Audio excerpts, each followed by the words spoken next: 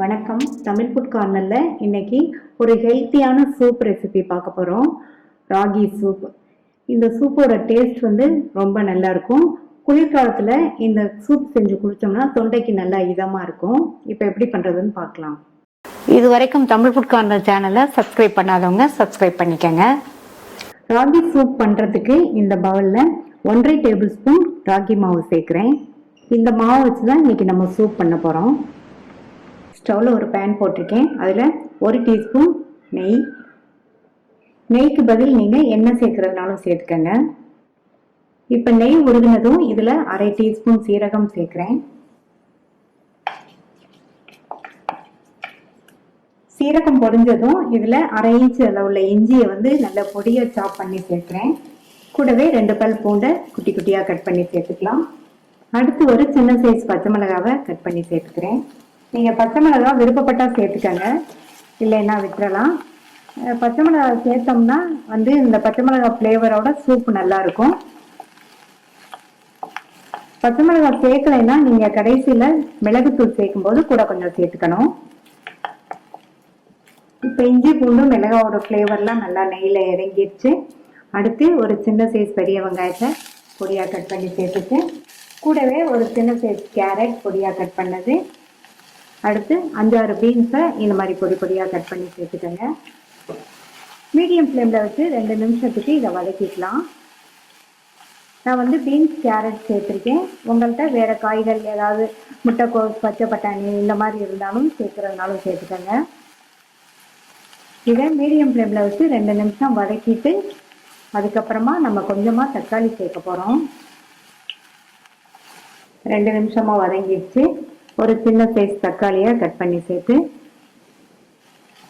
மறுபடியும் ஒரு 2 நிமிஷம் வதக்கிக்கங்க.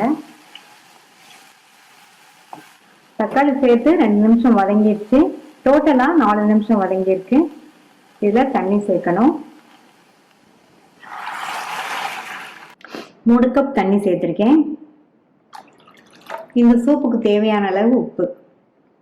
நான் 3/4 டீஸ்பூன் உப்பு சேர்த்துருக்கேன். அப்புறமா தேவைப்பட்டால் சேர்த்துக்கலாம். இப்போ இது நல்லா கொதிச்சு வரட்டும். ஹை ஃப்ளேமில் வச்சு இது நல்லா கொதிச்சு வரட்டும். நான் இந்த சூப்புக்கு 3 கப் தண்ணி சேர்த்துருக்கேன். உங்களுக்கு சூப்பு இன்னும் கொஞ்சம் லிக்யூடாக வேணும்னு நினச்சிங்கன்னா இன்னொரு எக்ஸ்ட்ரா 1/2 கப் சேர்த்துக்கங்க. இந்த மாதிரி நல்லா கொதிச்சதுக்கு அப்புறமா ஸ்டவ்வை மீடியம் ஃப்ளேமில் வச்சுருங்க. 7-8 நிமிஷத்துக்கு கொதிச்சுட்டு இருக்கட்டும். இப்போ நம்ம எடுத்து வச்ச ராகி மாவில் 1/3 கப் அளவு தண்ணி சேர்த்து நல்லா கட்டி இல்லாமல் கரைச்சிக்கலாம்.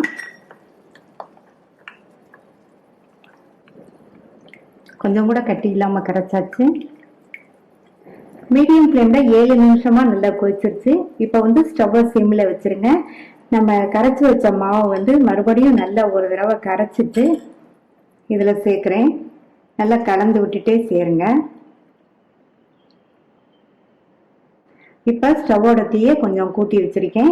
இந்த ராகி மாவு சேர்த்ததுக்கு அப்புறமா ஒரு 4 நிமிஷம் எல்லாம் ஒன்று சேர்ந்து கொதிச்சுச்சுன்னா நமக்கு சூப் ரெடி ஆயிரும்.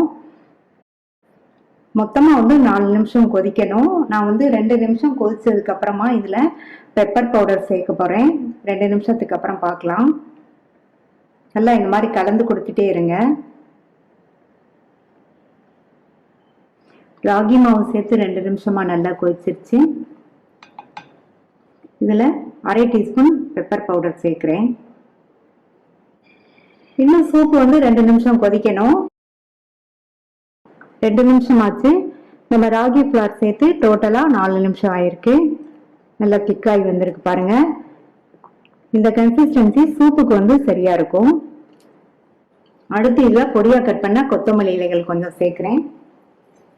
ஸ்ப்ரிங் ஆனியன் கொஞ்சம். இந்த ஸ்ப்ரிங் ஆனியன் இருந்தால் சேர்த்துக்கங்க, இல்லைன்னா விட்டுறலாம். ஸ்டவ் ஆஃப் பண்ணியாச்சு. அடுத்து இதில் 1/4 மூடி லெமன் பிழிஞ்சு விடுறேன். இந்த மாதிரி கொஞ்சமாக லெமன் ஜூஸ் சேர்த்தோம்னா லேசான புளிப்பு சுவையோட இந்த சூப் குடிக்கிறதுக்கு நல்லா இருக்கும். நல்லா கலந்து விட்டாச்சு. நல்லா சுட சுட ஹெல்த்தியான ராகி சூப் ரெடி ஆயிடுச்சு. ட்ரை பண்ணி பார்த்துட்டு உங்கள் கமெண்ட்ஸை சொல்லுங்கள். தேங்க்யூ.